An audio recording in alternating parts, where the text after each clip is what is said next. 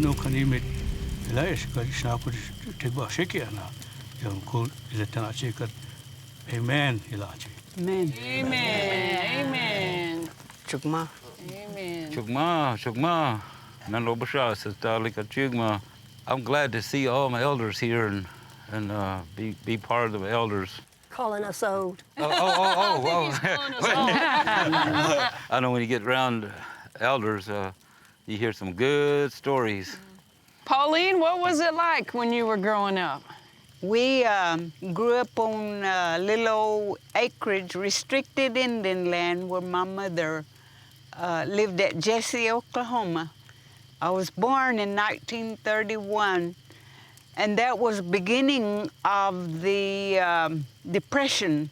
My father told me that it was real bad. We didn't have no food. He had to go steal milk out in the pasture so that I could have something to eat. And I remember sleeping under trees with bugs like this. You couldn't go out there and buy a house or buy whatever you wanted. You had to go to the Indian agency and you had to fill out papers and had to sign this and that and that. When you said signing, when you write an X on there, would that count too? That would verify that that was your ex, that was your name, that's how you wrote, because many of the Indians didn't have penmanship. We lived way back in the woods. It was a perfect world, really. I had my mom, my dad, my uncle. We went hunting and went fishing. And I was by myself. Didn't have to worry about anybody else but me. My dad instilled in me to be proud. I was half white and half Chickasaw. So I had to put up with the prejudices when I went to school. Me, I was born right on Sandy Creek Church campus, in a log cabin. And we used to, back then, we had a doctor that came. They had a doctor in Wapanaka. Would you believe there was a doctor in Wapanaka? And he was home visits, middle of the night. Dr. Hablett was his name. He's the one that delivered me. My mother died in '45, so this happened about that time. She had TB, and we didn't get to see her much because it was 125 or 50 miles to there, and we didn't have transportation. So when she died that night, there was no one there. There was no adults there. I was the only one. And I don't know to this day how we ate. I don't know how the groceries was brought in. All I can remember is we'd put my little sister, her name is Doreen, we'd put her in that box and go way out there into the cold. And my brother'd flush out a rabbit with a stick, and we'd have rabbit meat. And I don't know how we got bread. I don't know if we ate beans, but we ate. God fed us. Yes. And the BIA sent my dad home. My dad was off working, hauling houses way off in another state because he had to work to pay for the bills. So he came home and he said, "Babe," that's what they called me, Babe. He said, "Babe, you got to school. The Indian agent said that they'll be down here such and such a day, and you got to be ready to go." And he was heavy-hearted. He didn't want to see us go. Now, I've seen some hard times. I've seen my uncles and my dads die because we didn't have health care, die at home in misery. And the house we lived in didn't have air conditioning, didn't have indoor water. Did. You know, but we had good biscuits and gravy, and that sustained us and Now you're talking. gave us the faith to keep going. So I've always been proud to be Chickasaw. And it gives us the ability to be strong. Most of you here came from strong families. Your families were what made you strong. I always think God smiled at me from the second I was born because he gave me my parents and he made me Chickasaw. Yeah. But I think everybody probably has a good story of, more than anything else, I think that I am proud to be part Indian, half Indian. I grew up here and we used to go to the movies. There used to be a lot of movie theaters in Ada. And the Kiva Theater was right there in downtown, right up the street from the Max Wayne, was a little theater called Kiva. And they showed westerns and serials. And so I'd go in there and I'd holler for the cowboys till I found out they was killing Indians and I was part Indian. That had to change. You know? It's hard to be the only one in the theater yelling for the Indians.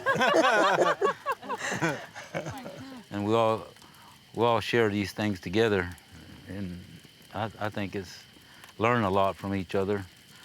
My grandma, she was like Pauline Walker's aunt and some of these other elders' aunt, and she didn't speak a word English. Mom spoke a few words English, but anyway, I come from a line of medicine men. I didn't speak English till, like most everybody here, till I went to school. That's how we learned how to speak English. That was embarrassing the first year I went to school, trying to communicate with teacher, and we couldn't communicate. I remember my first day of first grade school, we were allowed to run around the campus with no shoes. Everybody, you know, we didn't wear shoes. What shoes we had was very bad shape anyway. That's right. But the bell rang for the classes to dismiss, and this young individual pushed me out of the way and got in front of me.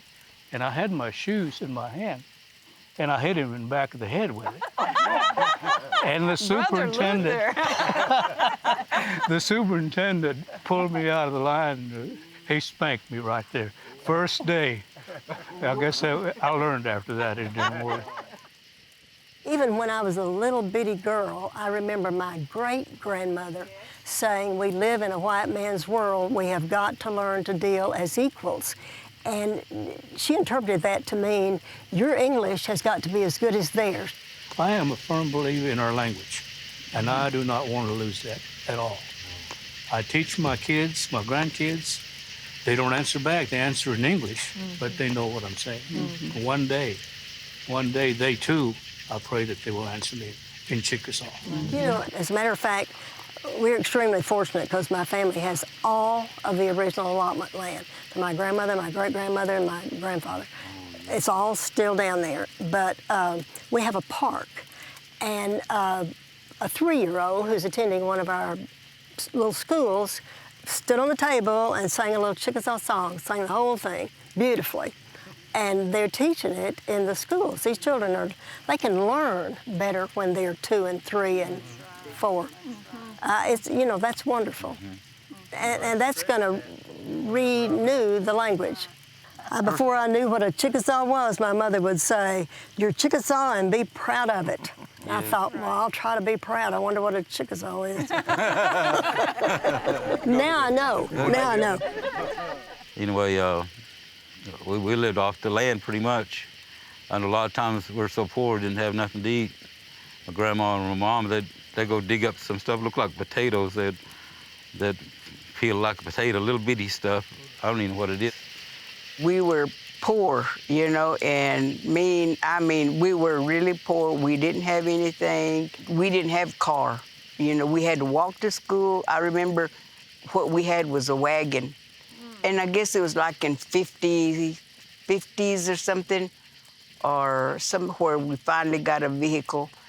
And we thought that was really something, you know. Well, it was. And, you know, we had a rough time, but like what Larry was saying, we had biscuit and grease, you know, and gravy. Yeah, you know, we never complained. That's right. And talk about... Grease and flour. Uh-huh. And if we wanted to play or something, you know, we had to make our own something to play with, you know. And it was like I was raised at Johnson Chapel. It was 3-bedroom house, and there was several of us there. But you know, I don't remember fighting each other. And, you know, but if we did, we'd probably fuss at each other in Chickasaw because we didn't know how to talk English, you know. I remember my uncles used to sit around at night and talk, and of course they were learning how to talk English is what they were doing. They were practicing English, and my mama told me, he said, my daddy, when he first learned how to talk English, he come in one day and he said, when yesterday in beautiful tree. and they looked at him and said, Bill, nanta shachi. When yesterday in beautiful tree. He said, you mean yesterday I saw a beautiful tree? Oh, emako ashlat chito. That's what I was trying to say. That's like one guy that I went to school with at Tupelo, and he said, Rose, I remember you were quiet. I said, I guess so. I didn't know how to talk English. Well, we had each other. That's good. But we had a teacher that was Nahulu teacher, and you know, he was so good to us.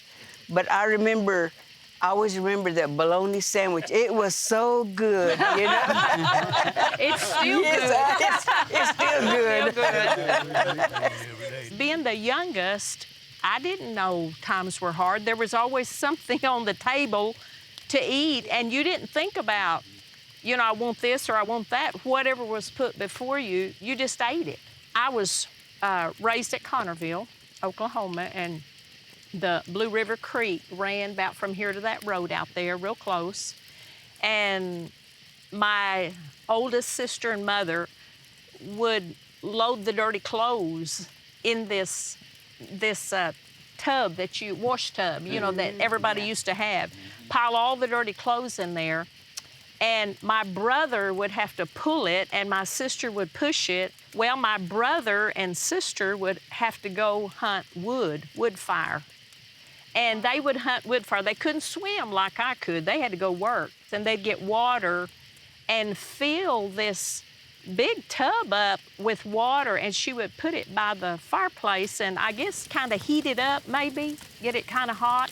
And she would do laundry. And I can remember, again, at Blue Baptist Church, they would have these long wooden tables, and they would turn these plates over on the table. They'd turn the plates over. We still do. Okay, when my father passed away, he was 91, and back when he was about 85, I'd say, Daddy, what was the significance at the old camp house at Blue Baptist Church? What was the sacredness? What was the blessing of turning those plates over? Because after I got married, I did that for a number of years. And I thought it was a sacred, religious something that you were honoring God by turning the plates upside down. He said, honey, that was to keep the flies off the plate.